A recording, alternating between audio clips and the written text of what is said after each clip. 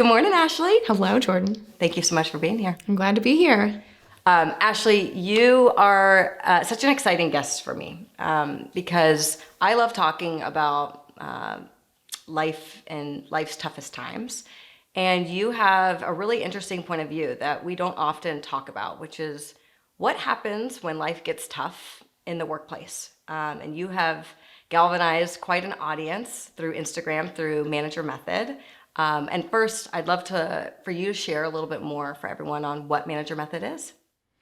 Thank you, Jordan. Manager Method is, it's not just a social media account, it's my business where everything I do is to help upskill managers to become people leaders. So my background has been in legal and then HR. I loved HR much more than legal.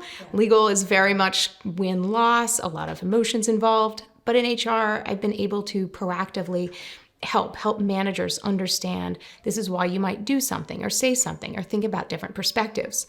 And I've had a career quilt where I've seen a number of industries, but I've also seen that managers often have the same question, no matter if they're on their feet in a restaurant, if they're a senior partner at a consulting firm. It's how to have difficult conversations or how to handle situations when a manager may be trying to get work done.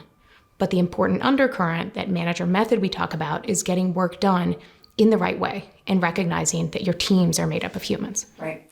And I think that's such a good point. I mean, managers, they have such a difficult job, right? They're there obviously for performance, making sure a team is accountable to a particular workload, KPIs, results.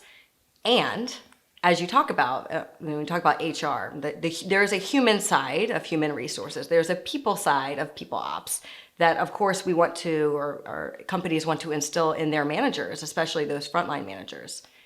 And there are not often playbooks for when life's toughest times occur. And that puts a manager in a really difficult position, at least I'd imagine. So the first place that I want to start today is kind of like a role play with you, right? Where an employee goes to their manager and they say, something terrible's happened. I found out my mom is sick with cancer, or someone I loved has just died, or a sibling of mine just got in a horrible accident. You hear those words, what immediately comes to your mind? Well, I'll tell you what comes to mind for a lot of managers and what I see frequently. And then I'll tell you what ideally could or should come to mind.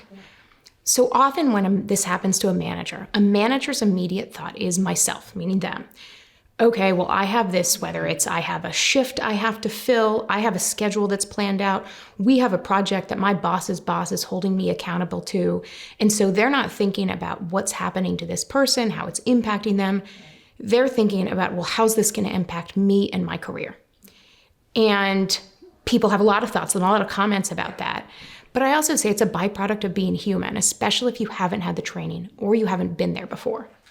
The most empathetic managers often are transformed into that when they have a life experience and they realize, oh, and they think back to those moments that they didn't provide the support that they wish now that they had themselves. Right. And so frequently it's the conversation of, what do you want me to do? How are we going to handle this? And quickly that conversation is about work purposes, or you don't have any time off. So what are you going to do?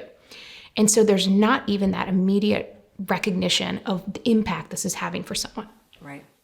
The flip to that is sometimes managers try to be, I'd say not overly empathetic, but give and say, oh my gosh, take all the time you need. Don't worry about anything ever. And then they go off and there's not a conversation and the manager's trying to do everything themselves and the person's been gone and there's no communication whatsoever. Right. And that is an ideal. I wish we could all have that at work. But one of the challenges is then that manager, a month, 2 months down the road in the rare circumstances says, well, this person's been out, we've been paying them, what's the situation? And HR will say, well, where are they? I had no idea that they were out. No one ever told us that. So now this is what they're entitled to. This is what they're not entitled to. And so sometimes you see really extreme reactions from managers. Right. Either, really focused on the business and that person it adds to their stress, or this general promise not knowing what the person might be entitled to or having that conversation internally. Yeah. So when it happens, I think the most important thing a manager can do is separate everything out and to know that things will be okay. You've gotten through your career and work everything to date. Things can get figured out, but recognize that humanity and what that person is likely feeling. Yeah. And it doesn't matter, where that individual falls on their org chart, their family org chart, meaning that sometimes someone may be devastated over the loss of their pet when they may not know, a grandparent that has bereavement leave. So thinking flexibility about things like this. Yeah. But the first reaction saying, I am so sorry, I'm going to support you in any way I can. We will figure it out. And even telling that person, now, please go, we will follow up with everything you need to know. I'll connect with our people team, what you're eligible for, what we can do. And so what that's committing to is that support, that immediate support, and also getting back with the communication. And that may be talking to HR and people. Okay, what are they eligible for? Do we have any flexibility? What does that look like? But providing that care and providing the commitment to have the conversation and then circling back to have that conversation are three things that managers can do in any situation while being supportive, but also not promising something and then not communicating internally. Yeah, that's such valuable advice. And I've encountered that myself, where you have managers that want to give you the world and that they can't, and then managers that are focused on the business, and unfortunately they just can't see past what this means for their own purposes, which is, like you said, that's very human. What would you say to employees, though, that may be reluctant to share a tough time that they're going through? Again, like you mentioned, tough times can mean a lot of different things to a lot of different people. How do you encourage an employee to speak up about something that's going on that might be impacting their output and or their productivity? It's having that conversation, but also it's the trust. And sometimes people go through the toughest circumstances and they recognize this workplace or this manager relationship isn't for me. But sometimes the best you can do is to meet someone where they are. And if you have a boss that is a boss, and I use that term intentionally, that, focuses on things getting done, that's someone you're like, I wouldn't share a tuna fish sandwich with this person. I certainly don't want to share this news that's incredibly personal to me. Right. But if you're in a situation where you want to keep your job, you also need to take some time off and you're not sure how that's going to go. And ideally, that you have somebody at work you can talk to, whether that's a colleague that's gone through something similar. How did you navigate this? Or whether that's your HR or people team. I need help with this and I want to make sure I have the conversation in the right way. Right. I also recognize people don't always have that. So if you're in the situation and you have to talk to your boss, or you feel like you're choosing between, just going through the motions and not doing anything, or talking to your boss, it can be meeting them where they are and saying, This is what's come up. It's incredibly personal. My job is incredibly important to me, but I also have to be there for my family. And so I need to figure out what I can do. I have to take some time away, but I want to be here. I want to work long term. And again, I don't think people should have to be so deferential or saying that, but you always find yourself in the situation that you are. Right. And so at the very least, showing that commitment to your manager and reiterating how personal the need is to you sometimes is the choice that people have to make to be able to take that time away. What happens when a manager can sense something that's off? Like, what phrases or how can you condition an environment as such so that a manager would feel comfortable sitting down with their employee mentioning that? Because again, it can be awkward and you want to maintain a professional setting. And if you're seeing things that feel off, what advice, what are there particular talk tracks that you recommend? Like, how should you lead in that particular case? Leadership really starts before there's a need. Right. And so leadership is whether you have new employees to the team, whether you've been a new manager to a team, or whether you've been working with people and you just think, you know what, I haven't had a conversation like this and it's important to. But so one talk track, or for those watching that want to hear more real talk, some things you should say is in a meeting to your team to say, and again, you can flex it based on whether there's some new people on the team, or even just saying, we've worked together for a while and I just want to say this because hopefully this is understood, but in case it's not, I'd rather have the conversation today than never have it or have it when it's too late. Mm-hmm. But to say, as a manager, my role includes making sure work gets done. And that's, I try to do the best I can of making sure your workloads are manageable, that you understand what's expected of you. But it's also my job is to make sure work gets done in the right way. And each of you all are humans and have very real lives inside and outside of work. And you may feel differently about what you want to share, what you don't want to share. And so I don't want to set up an environment where people feel compelled to share things that they don't. But I want to say this now, because if there is an instance when you come to work, you're not going to be 100% every day. Right. Sometimes you're going to come and be able to cruise. Other times there's going to be things on your mind. And so in those situations, I want you to feel comfortable telling me, I'm 80% today. I'm going to do the best I can. I just want to be clear about that. And you don't have to tell me why you're 80%. You're welcome to. But I want you to feel comfortable knowing that I understand that we are all humans and that there's times I'm going to say, we have to get stuff done. But at all times, I want to make sure it's in a way that brings you up and doesn't build you down, or break you down. But so that's something you can say at the outset. But the important is following through on that. And to tell employees to plant that flag, to say, just like you can come to me, if I sense something's going on, if you're making mistakes, I'm not just going to assume that you don't know what you're doing or things like that. It's important for me to understand what's going on. Right. And so if I come to you and I ask, what's going on? Are you doing okay? Again, you can choose how you respond altogether.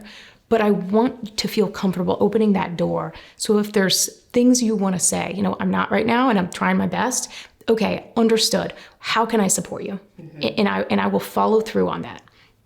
Others, if people say, this is what's going on, this is the information, I am here. I can also help direct you to resources here. Our EAP, which is an employee assistance program, if your organization has one of those. But having managers understand what resources are available and start that at the outset. So when you have to have those conversations or you feel compelled to, people expect and it doesn't come out of nowhere. So lay the foundation. That's what I'm hearing. Lay the foundation early for that. What are some of the habits that a manager can form, though, to ensure that they are consistently reminding their employees that they're there? What are some either daily or weekly tactics that you would recommend so that they can build that environment and that trust? Some of the weekly, I'd say weekly, bi-weekly, depending, even daily, depending on the environment, is having meetings with your teams and with individuals. And people say, that's very basic. Well, it should be. But also, one of the things of posting on social media is you see comments of how many people do not have, regular one-on-one discussions or communications, whether you're in person, hybrid, remote, with your manager. And so having those check-ins, again, not having them if you have time off or shortening them if needed, but having those regular check-ins and have a part of that be truly checking in. How are you doing? How are you managing your workload? How are things going? And getting people comfortable sharing what they're comfortable with. But so having those as that habit and keeping those, having active listening.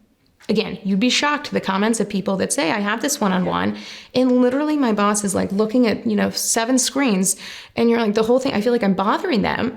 And a lot of managers, one of the things I've heard is managers that will say, it never occurred to me that might be distracting. And so focusing on someone, giving them your time in your teams, opening up conversations with your teams.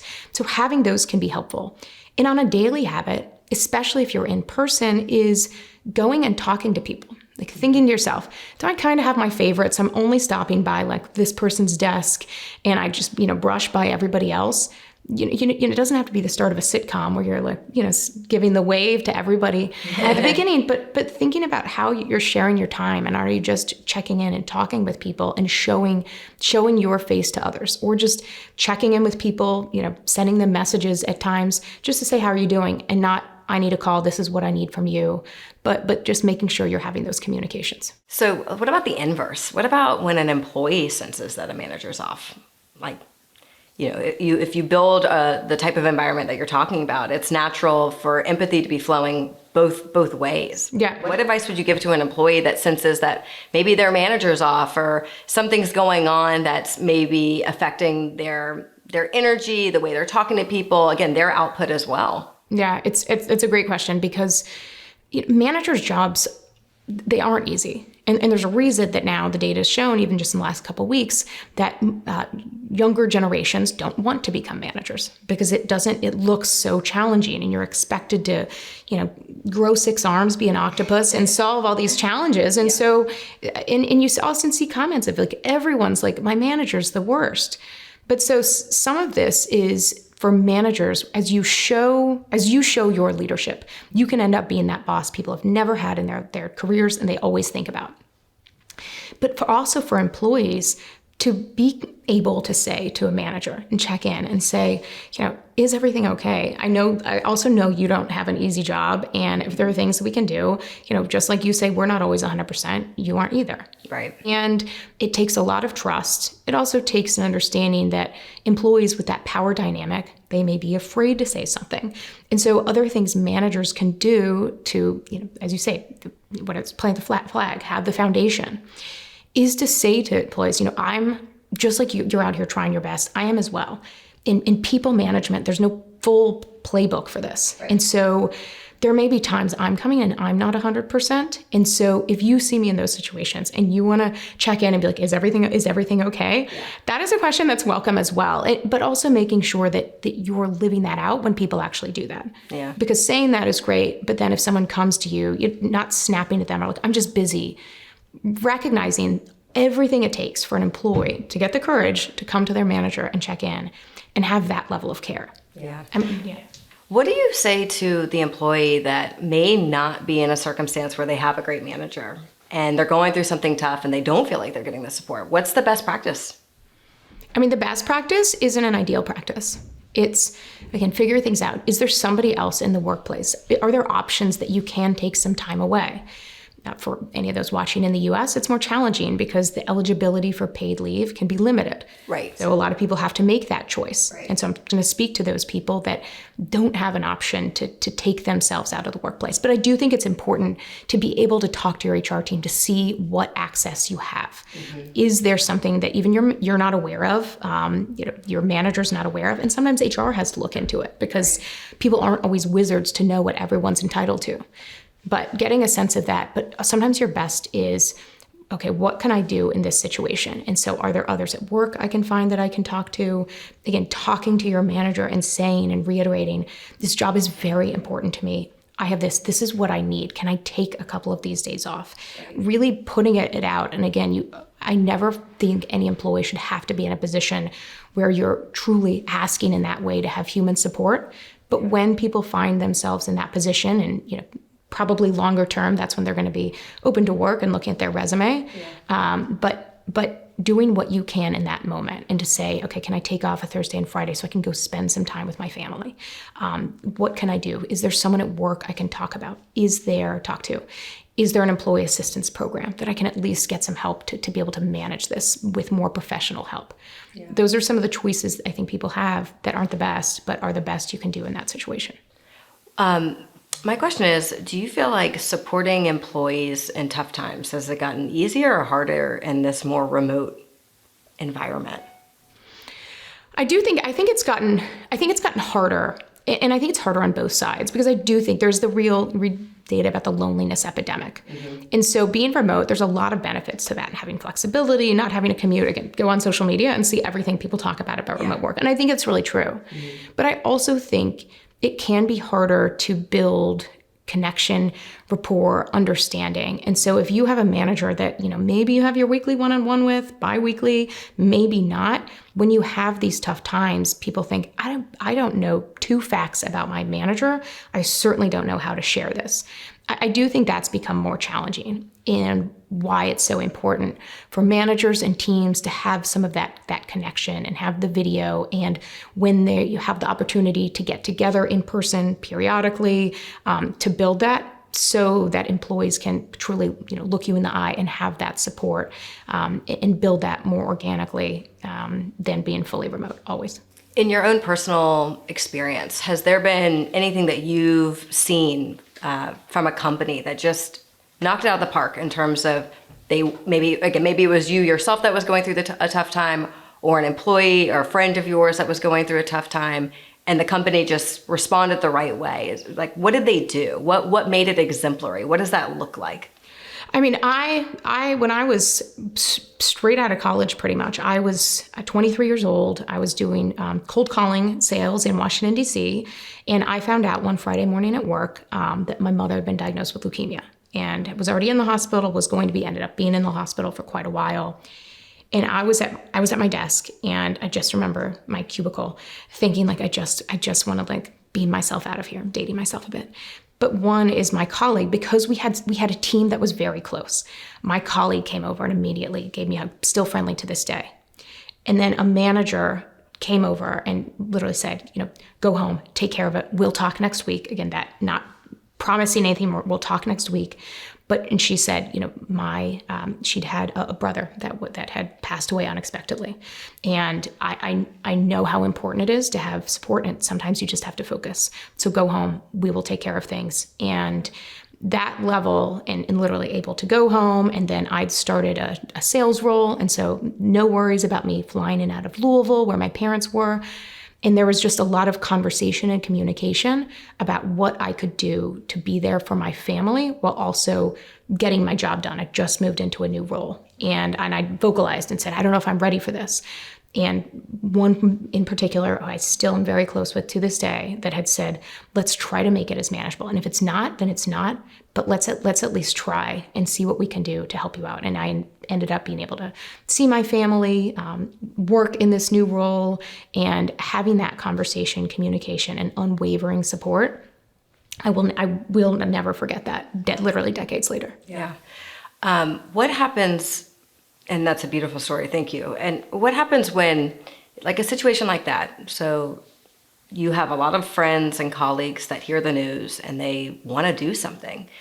What role should the manager have in allowing employees to show support, and what does that support look like? Like, what are some things that you've seen companies do a really good job of when it is impacting more than one person? Because even if they don't know the person that's going through the thing, they want to help the person that is feeling that. Any best practice there? I think having a resource like SupportNow, having a resource, because I do think that in some parts, one of the truisms in HR you'll see is, like, the road to hell is paved with good intentions. Things start out great, and then all of a sudden it's hard. So a manager, I'll collect this, or this person on the team will collect this. Well, what are they doing with the money?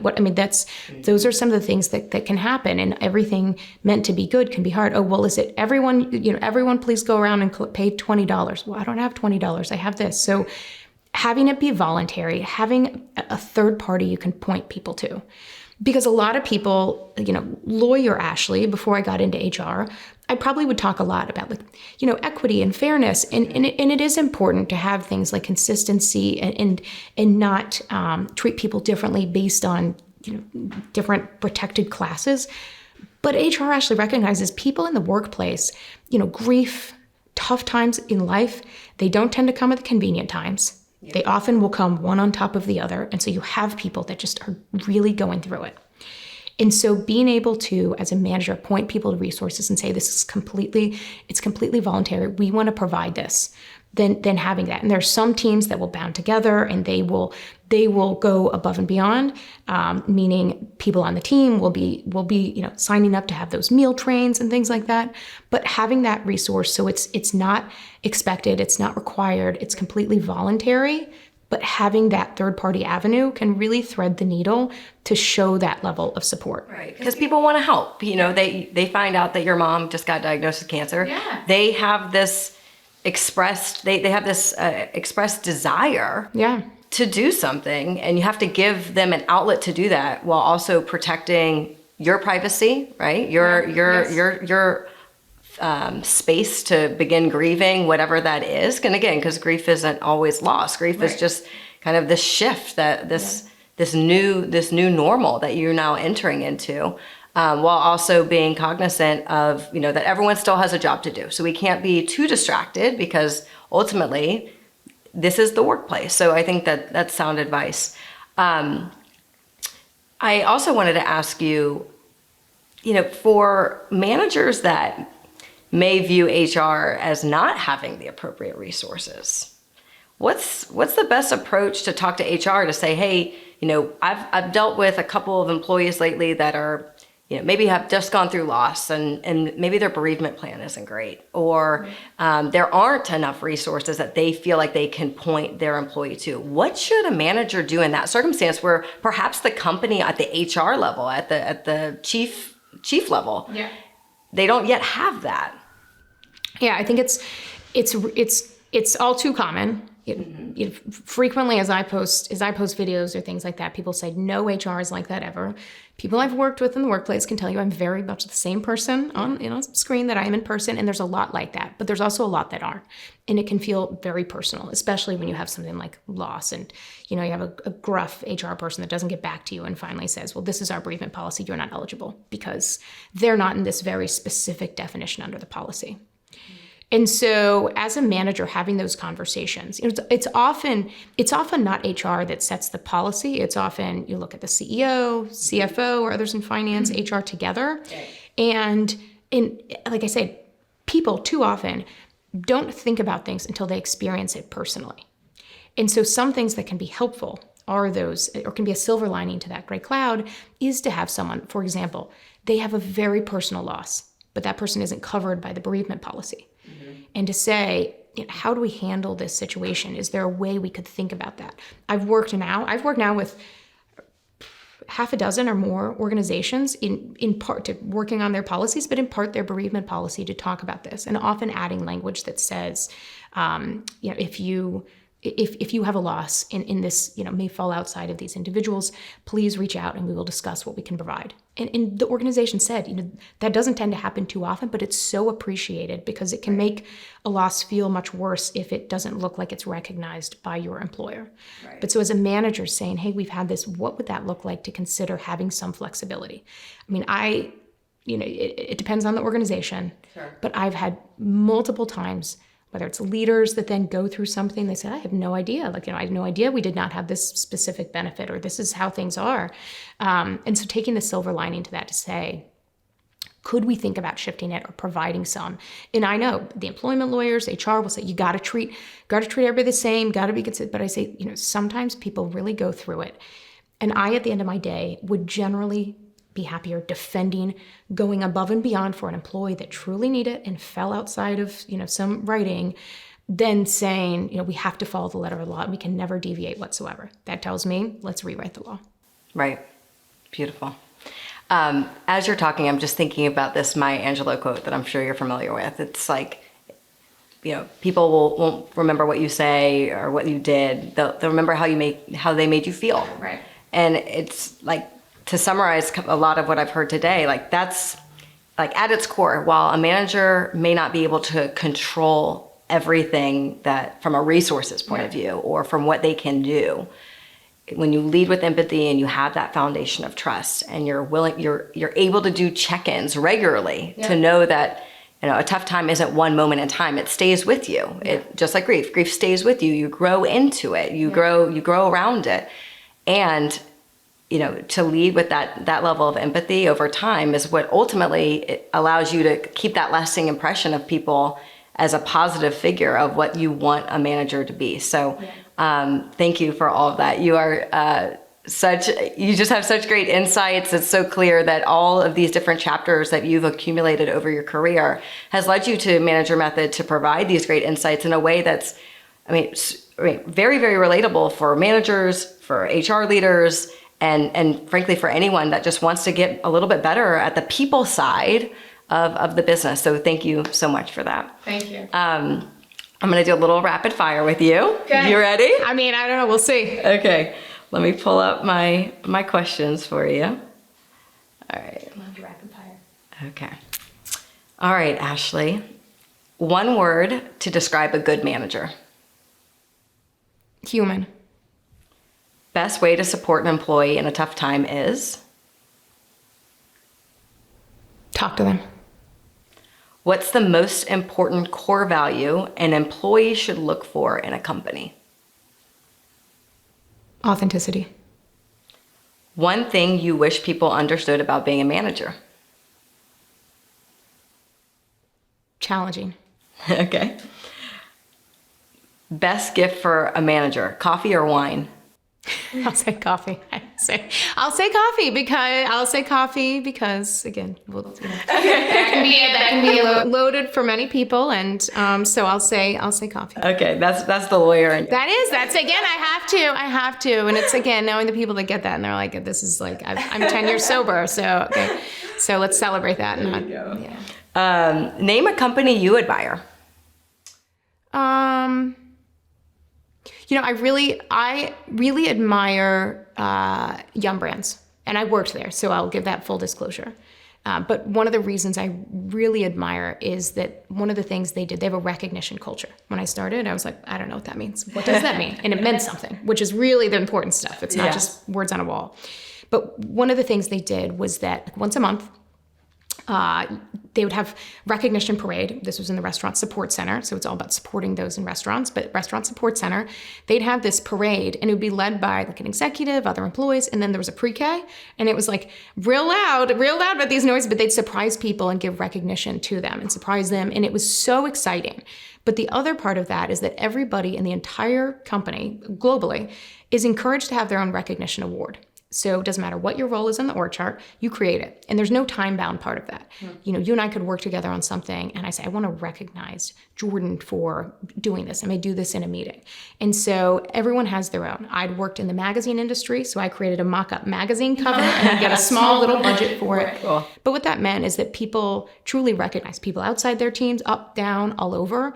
And there was this gratitude that was there that absolutely permeated everything. And it helped in that environment where you are going out there and serving guests. So that was an area where I really saw the company walking the talk. I love it. And last question. As a leader and a professional, how do you want people to remember you? Authentic. I will say the same thing for companies that I want people to say about me. Thank you, Ashley. Thank you. Really appreciate it. And I encourage everyone to check out Manager Method for more tips, knowledge, and your perspective. So thank you so much. Thank you. Appreciate what you're doing. Everything with SupportNow. Thanks.